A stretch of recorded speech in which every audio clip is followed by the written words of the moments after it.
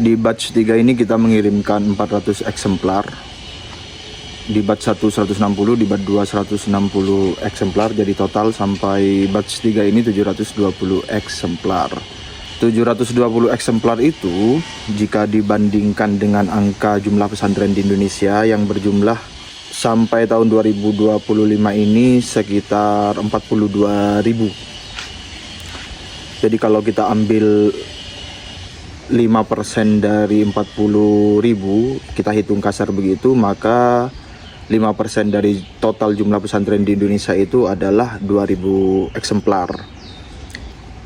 Jadi ketika target itu tercapai, target 2.000 eksemplar didistribusikan itu tercapai, itu kita masih hanya, tanda kutip hanya, menyentuh 5% dari jumlah pesantren di Indonesia.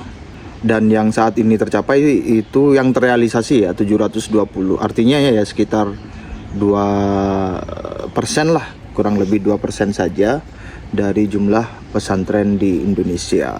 Dan itu pun adalah hitungan asumsi kasar, sebab tidak seluruh dari eksemplar yang kita distribusikan sampai saat ini itu didistribusikan ke pesantren-pesantren sesuai dengan angka jumlah pesantren, namun ada yang dikirim ke PKS, ke kantor Muhammadiyah, ke Persis, ke Perti, kemudian ke Matlaul Anwar, ada yang dikirimkan ke toko-toko dan lain sebagainya.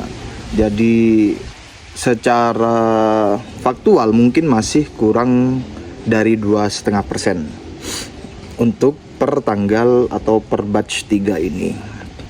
Itu pun dengan asumsi bahwa satu toko atau satu kiai yang kita kirimkan lebih dari 1 eksemplar itu memberikannya itu kepada sesama kiai atau ke tokoh-tokoh.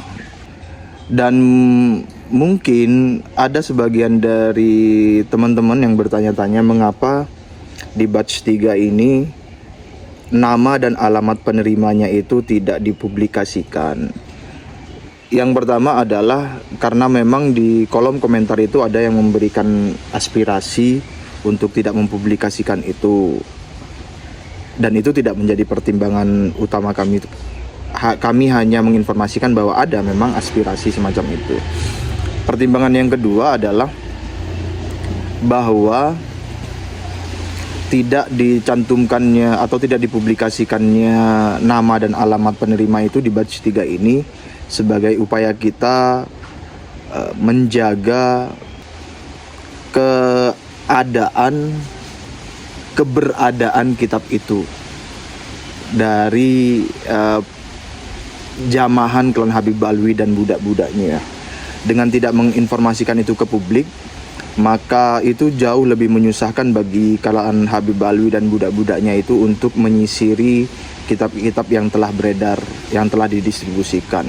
Bayangkan saja dengan jumlah, kita ambil angka 40.000 pesantren, kemudian kita tidak mengumumkan pesantren mana saja, kiai mana saja, toko mana saja yang kita distribusikan, maka mereka akan mengalami kesulitan untuk menyisir atau mendatangi orang-orang yang memperoleh kitab tersebut. Dengan demikian fungsinya mendistribusikan kitab tersebut dengan tanpa mempublikasikan nama dan alamatnya ke publik itu sebagai upaya kita selain untuk dibaca di masa kini juga menjadi arsip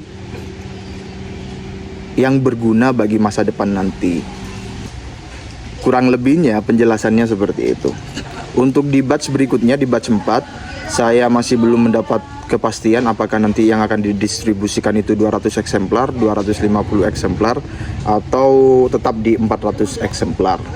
Nah, bagi teman-teman yang mau ikut serta menanam-nanam kebaikan, menanam-nanam pondasi untuk masa depan, saya mengundang turut serta dalam program wakaf kitab Minhajun Nasabin, kitab pembuktian palsunya nasab Habib.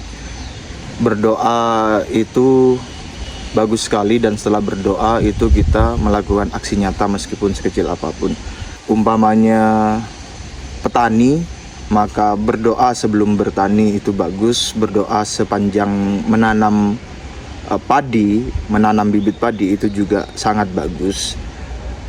Sehingga doa dan aksi nyata itu diperlukan untuk dilakukan secara bersama-sama. Sekecil apapun itu, barangkali teman-teman mau menanam bibit-bibit hanya 1 eksemplar, 2 eksemplar, dipersilakan. Yang mungkin ya, ini menjadi pondasi untuk anak cucu teman-teman sekalian di masa depan kelak. Meskipun kita hanya menanam turut serta berkontribusi 1 eksemplar, 2 eksemplar begitu. Setidaknya kita pernah ikut beraksi lebih nyata. Pernah ikut beraksi lebih nyata menanam bibit-bibit padi kebaikan untuk masa depan. Silakan transfer ke rekening yang ada di kolom deskripsi. Keterangannya ada di sana, lengkap informasinya. Dan sampai jumpa di video-video berikutnya. Terima kasih. Assalamualaikum warahmatullahi wabarakatuh.